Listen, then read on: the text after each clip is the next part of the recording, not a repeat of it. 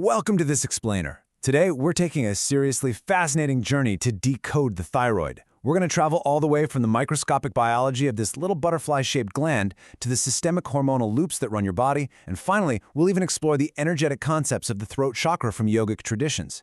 There is so much more to your thyroid than meets the eye, and I'm absolutely thrilled to dive into this with you. So, let's kick things off with a question that honestly frustrates so many people. Why on earth do you feel utterly exhausted, sluggish, and like you're just dragging yourself through the day, even when your doctor says your standard thyroid labs are completely normal? It's maddening, right? Well, once we look at the hard science and the interconnected systems of the body, the answer actually makes perfect sense.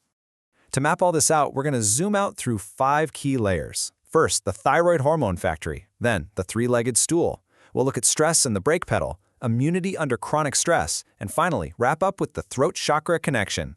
Let's get right into it. All right, Section 1, the thyroid hormone factory, focusing on hormone production. Let's zoom way in. Your thyroid is basically this incredibly precise biochemical manufacturing plant. And like any factory, it needs raw materials. Here, the star player is iodine, which actually makes up 65% of the weight of your T4 hormone. That is huge.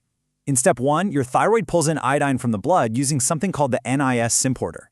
But, quick side note, competing halogens in our environment, think fluoride, chlorine, bromine, they can actually hijack that receptor and block iodine absorption. Not good. Anyway, if the iodine does get in, step 2 uses an enzyme called TPO to oxidize it. And finally, in step 3, a massive protein called thyroglobulin gets digested to release T4 and T3 directly into your bloodstream. Boom, your metabolic speed is set. But you know, a factory doesn't run itself. It needs a manager. Enter TSH, or thyroid stimulating hormone. Secreted by your pituitary gland, way up in your brain, TSH acts as the floor manager. It constantly monitors the entire HPT axis, making sure everything from iodine uptake to hormone release is perfectly calibrated on a super tight negative feedback loop. Moving on to Section 2, the three-legged stool, looking at the OAT axis. Here's the thing, the thyroid doesn't just clock in and work alone. It's part of a much bigger systemic team. Take a look at this beautifully stable three-legged stool. This is the OAT axis, ovarian, adrenal, and thyroid. When these 3 glandular systems are healthy, communicating, and supporting each other, your body's in balance. That stool is rock solid. But when things go sideways, that tight connection becomes a bit of a liability. Imagine chronic stress severely weakening the adrenal leg of that stool.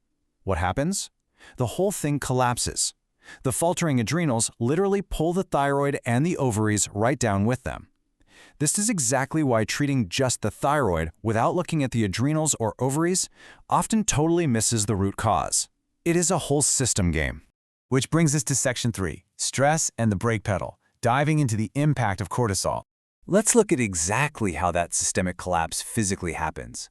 When you're chronically stressed, your adrenals pump out massive amounts of cortisol. See those arrows pointing right over to the HPT axis? High cortisol actually shuts down the system from the top down. It inhibits the hypothalamus from releasing TRH and stops the pituitary from sending out TSH. Basically, your primary stress hormone is cutting the phone lines and telling the factory to close its doors.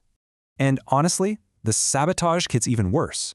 Under chronic stress, your body goes into pure survival mode, trying to conserve every ounce of energy. So, it alters the enzymes that convert your inactive T4 into active T3. Instead of making that active T3, which is your high-speed metabolic gas pedal, your body churns out reverse T3. Think of reverse T3 as a heavy, physical brake block. It jams itself into your cellular receptors, completely preventing the active hormone from binding. This is the exact reason your blood work might look completely fine, but you still feel exhausted. The stress brake pedal is literally slammed to the floor.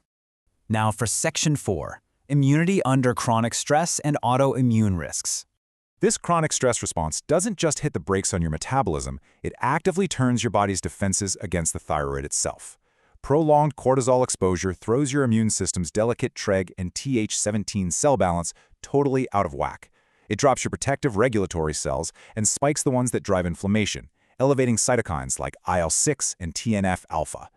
Ultimately, this loss of immune tolerance triggers conditions like Hashimoto's or Graves' disease, where the body literally attacks its own thyroid tissue. It's a massive systemic misfire. So how do we defend against this? Well, optimizing your micronutrients is absolutely crucial. especially since we are constantly bombarded by environmental toxins, forever chemicals like PFAS, PCBs, heavy metals, and flame retardants, all of which damage thyroid receptors. You need synergists like selenium, vitamin D, and zinc. They are your shield. They push that healthy conversion of T4 to T3 and actively protect the gland from the autoimmune damage we were just talking about. Finally, Section 5, the throat chakra connection, exploring the Vishuddha. Let's zoom out entirely for a second.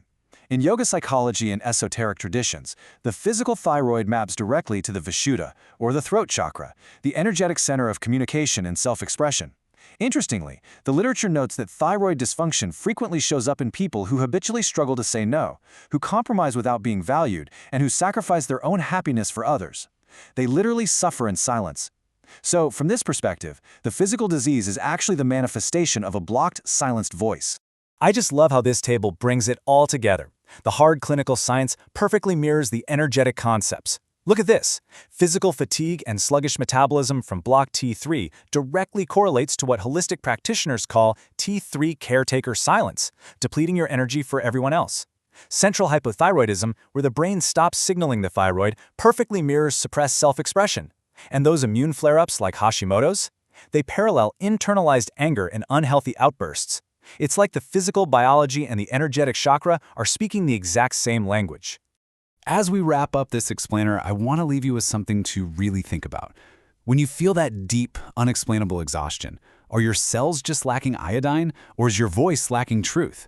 Whether we're looking at cellular biology, the systemic stress of the OHA axis, or the ancient wisdom of the throat chakra, your body is sending a crystal clear signal. Maybe it's time to nourish both. Thanks for hanging out with me today, and keep exploring these incredible connections.